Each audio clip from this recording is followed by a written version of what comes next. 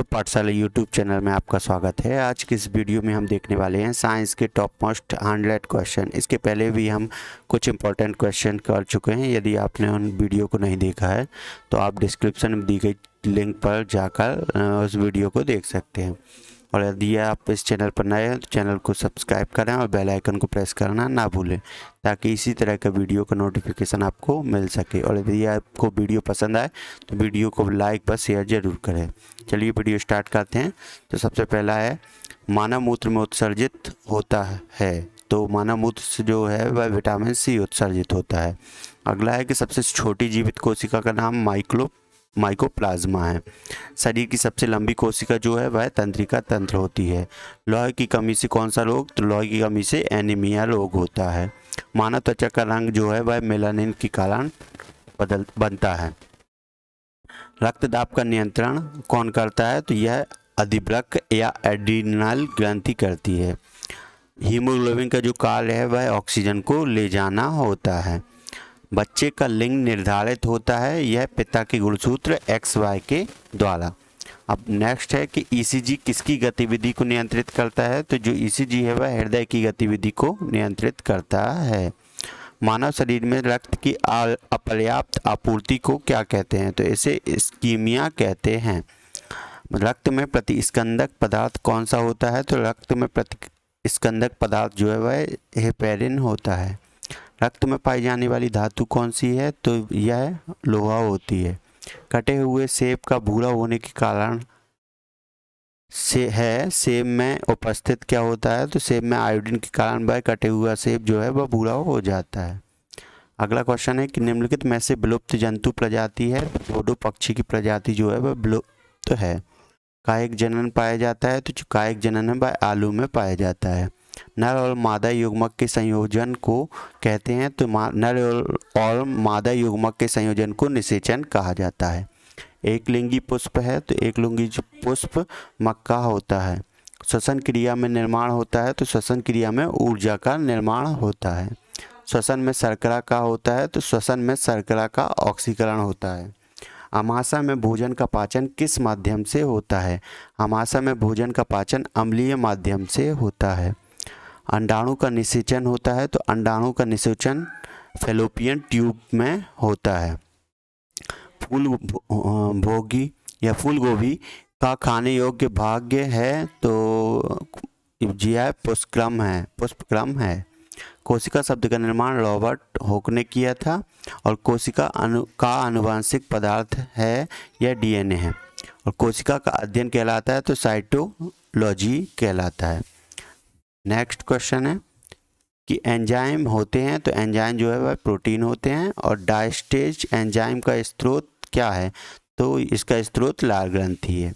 आंतरिक संक्रमण तत्वों की कुल संख्या कितनी है? तो इनकी संख्या है 29। उस विटामिन का नाम जो किसी भी मांसाहारी भोजन में नहीं मिलता, तो यह विटामिन C है। अंधापन किस विटामिन की कमी से होता है? तो यह विटामिन A की कमी से होता है।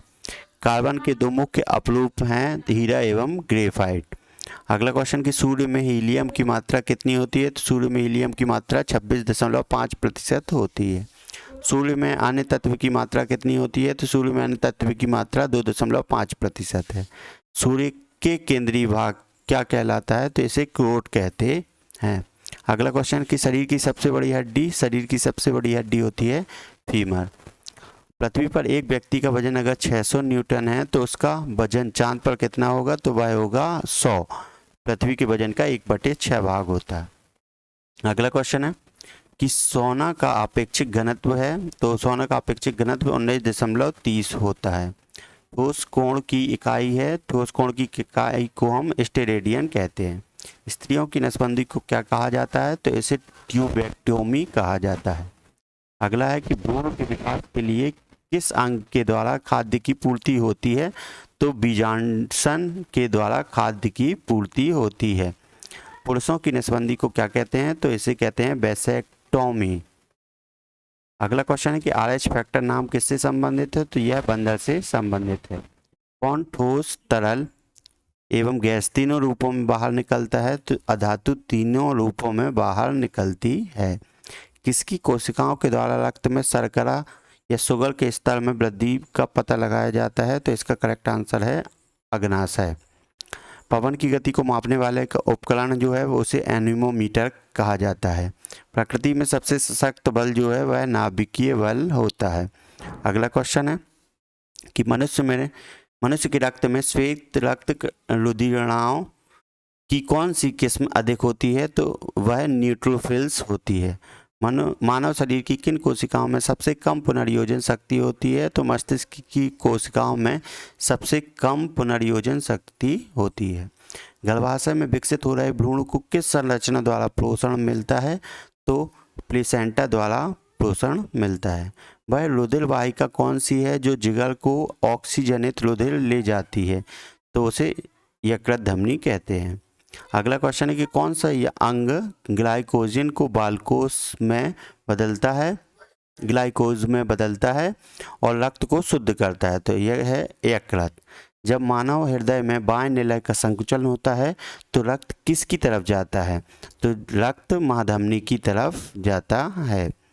नेक्स्ट है कि वह लवण जिसके जलीय विलयन का पीएच मान 7 से कम है क्या कहलाएगा?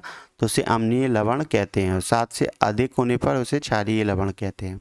फलों के अध्ययन क्या कहलाता है? तो फलों के अध्ययन को पोमोलॉजी कहा जाता है। जीवाणु की खोज सर्वप्रथम किसने की थी? जीवाणु की खोज सर्वप्रथम ल्यूवेनहॉक ने की थी। जिन पौधों पर बीज बनते हैं किंतु फूल नहीं उगते उन्हें क्या कहा जाता है? तो जिन पौधों पर बीज बस बनते हैं फूल नहीं उगते उन्हें अनावृत बीजी कहा जाता है। पौधों में आवश्यकता से अधिक जल किस प्रक्रिया द्वारा बाहर निकाले जाते हैं? तो यह बाष्पोत्सर्जन प्रक्रिया द्वारा बाहर निकाले जाते हैं। निम्न में से किसी प्रकाश संश्लेषी अंगक कहते हैं? तो पत्ती को प्रकाश संश्लेषी अंगक कहते हैं। पौधे में गैसों के आदान प्रदान के लिए रहते हैं तो गैसों के आदान प्रदान के लिए पौधों में रंध्र रहते हैं। फेफड़ा का आकार होता है तो फेफड़ों का आकार शंक्वाकार होता है। भोजन का पाचन किस प्रकार की अभिक्रिया है? तो भोजन का पाचन उपचयन अभिक्रिया है। हार्मोन शब्द का नामकरण किसने किया था? तो हार्मोन शब्द का नामकरण बेलिस एवं स्टार्लिंग ने किया था। नेक्स्ट क्वेश्चन है कि पृथक्करण का नियम किसने दिया था? तो पृथक्करण का नियम मेंडल ने दिया था। जीव विज्ञान का शब्द का सर्वप्रथम प्रयोग किसने किया? तो लेमार्क और ट्लेविनस ने किया था। जीव विज्ञान के जनक के नाम से जाने जाते हैं तो अरस्तु को जीव विज्ञान के जनक के नाम से जाना जाता है। वनस्पति विज्ञान के जनक के नाम से जाना जाता है तो थियोफ्रास्टस को वनस्पति विज्ञान के जनक के नाम से जाना जाता है। बॉटनी शब्द की उत्पत्ति किस भाषा के शब्द से हुई थी? बॉटनी शब्द की उत्पत्ति ग्रीक भाषा के शब्द से हुई थी। नेक्स्ट क्वेश्चन है फाइकोलॉजी में किसका अध्ययन किया जाता है? तो फाइकोलॉजी में शैवाल का अध्ययन किया जाता है। पर्यावरण का अध्ययन जीव विज्ञान की किस शाखा के अंतर्गत किया जाता है? तो पर्यावरण का अध्ययन विज्ञान की पारिस्थितिकी शाखा के अंतर्गत किया जाता है। नेक्स्ट क्वेश्चन कि डेंड्रोलॉजी का संबंध है तो इसका संबंध झाड़ियों के अध्ययन से होता है। अगला है कि पुष्पों का अध्ययन कहलाता है तो पुष्पों के अध्ययन को हम एंथोलॉजी कहते हैं। अगला क्वेश्चन कि वनस्पति संवर्धन से संबंधित विज्ञान की शाखा को क्या कहा जाता है? वनस्पति संवर्धन से संबंधित विज्ञान की शाखा को एग्रीकल्चर कहते हैं। नेक्स्ट क्वेश्चन कि स्पर्मोलॉजी में किसका अध्ययन किया जाता है? स्पर्मोलॉजी में बीज का अध्ययन किया जाता है। एग्रोस्टोलॉजी में किसका अध्ययन किया जाता है? तो एग्रोस्टोलॉजी में घासों का अध्ययन किया जाता है। नेक्स्ट है कि पीडोलॉजी में किसका अध्ययन किया जाता है? तो पीडोलॉजी में भूमि का अध्ययन किया जाता है। अगला है कि पौधों को नाम देने वाले विज्ञान कहलाते हैं तो पौधों को नाम देने वाले विज्ञान वर्गीकी कहलाते हैं। अगला क्वेश्चन है कि निम्नलिखित में से किसे वर्गीकी का पितामह कहा जाता है? तो लिनियस को वर्गीकी का पितामह कहा जाता है। अगला क्वेश्चन कि विषाणु वृद्धि करता है किसकी? तो जीवित कोशिका में विषाणु वृद्धि करता है। अगला क्वेश्चन कि साबूदाना किससे बनता है? तो साबूदाना जो है वह साइकस से बनता है। नेक्स्ट क्वेश्चन कि फलों का अध्ययन कहलाता है तो फलों के अध्ययन को पोमोलॉजी कहते हैं। अगला क्वेश्चन कि जैराविक 7 क्या है? तो जैराविक 7 जो है वह कृत्रिम हृदय है। अगला क्वेश्चन कि पित्र स्त्रावित होता है तो पित्र यकृत के द्वारा स्त्रावित होता है। नेक्स्ट क्वेश्चन कि यकृत या लीवर में भविष्य के लिए भंडारित रहता है तो यकृत और लीवर में भविष्य के लिए विटामिन ए भंडारित रहता है। अगला क्वेश्चन कि दही खट्टा किसके कारण होता है? तो दही खट्टा लैक्टिक अम्ल की उपस्थिति के कारण होता है। नेक्स्ट क्वेश्चन कि श्वसन में शर्करा का होता है, तो श्वसन में शर्करा का ऑक्सीकरण होता है। अगला क्वेश्चन है कि अमाशय में भोजन का पाचन किस माध्यम से होता है, तो अमाशय में भोजन का पाचन अम्लीय माध्यम से होता है। अगला क्वेश्चन कि दही खट्टा किसके कारण होता है, तो दही खट्टा लैक्टिक अम्ल की उपस्थिति के कारण होता है। अगला है क्वेश्चन कि डीएनए की संरचना का सबसे पहले किसने रेखांकित किया था, तो इसे वाटसन व क्रिक ने किया था। नेक्स्ट क्वेश्चन कि विकास का सिद्धांत किसके द्वारा प्रतिपादित किया गया है, तो इसे डार्विन के द्वारा प्रतिपादित किया गया है।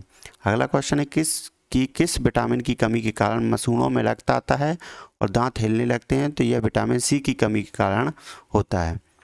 अगला क्वेश्चन कि पेट में भोजन को पचाने के लिए निम्नलिखित में से किसकी खास आवश्यकता होती है, तो पेट में भोजन को पचाने के लिए एंजाइम की खास आवश्यकता होती है। अगला क्वेश्चन कि कौन सा कोशिकांग प्रोटीन संश्लेषण में प्रमुख भूमिका निभाता है, तो यह एंडोप्लाज्मिक रेटिकुलम एवं लाइवोज है जो कोशिकांग जो प्रोटीन संश्लेषण में प्रमुख भूमिका निभाता है। अगला क्वेश्चन कि अदरक और आलू के खाने योग्य भाग कौन सा है, तो यह तना है। नेक्स्ट क्वेश्चन है कि होक का नियम किस सीमा तक परिभाषित है, यह प्रत्यास्थता की सीमा तक परिभाषित है।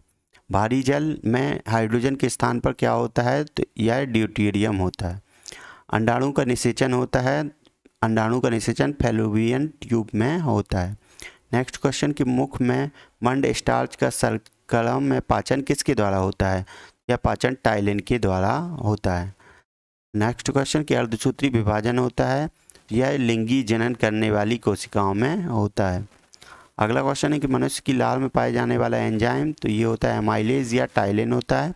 अगला क्वेश्चन कि घेंगा या गलगंड किसकी कमी से होता है, तो यह आयोडीन की कमी से होता है।